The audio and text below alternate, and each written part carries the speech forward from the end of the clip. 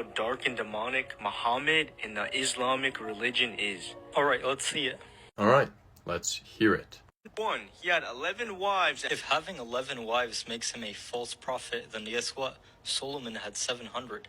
The difference is, the Bible does not approve of that. It is no secret that Solomon was not perfect. As Christians, we look to Christ as our moral example, pattern, and forerunner. Next. He married a 6-year-old. Because we have no way of knowing how many years that actually was. What matters is whether she was a child or past the age of puberty, and she herself affirms that she was past the age of puberty.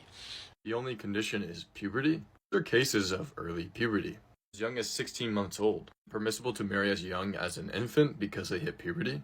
Yikes. Also, the average lifespan back then was very, very short.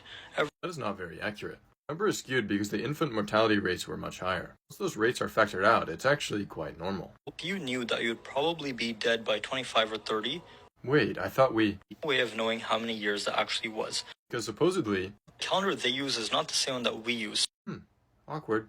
His followers to drink camel urine. Now, I'm not saying drink camel urine, but here's a medical study that shows that it does have medicinal properties. Many of the studies you cited have been reviewed to be flawed, proven false by a human study. See that here. Regardless, even if there are medicinal components, that does not make it good medicine. Urine is secreted as waste for a reason. Any beneficial content would be so minuscule. There are medicinal components to human urine, alcohol, and pork. That does not make it good medicine. Then clearly the prophet knew something that we don't. Absolutely not.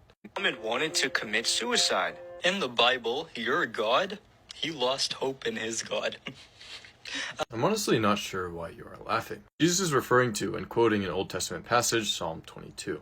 He was called out for stealing old stories. The Quran itself answers this. How could he have been stealing stories if he didn't know any other language except for Arabic, and he didn't even know how to read or write? What is the reliable historical evidence that he was illiterate? It is plausibly an apologetic invention because he was called out. He allowed men to beat their wives. Islam has allowed beating under the condition that it does not cause any pain or any trauma or any humiliation. You are attempting to justify it. Can you please explain how that would work? I only responded to the clips that I found relevant. I enjoy refuting arguments, even horrendous ones like yours. That's why I do it every day. God bless.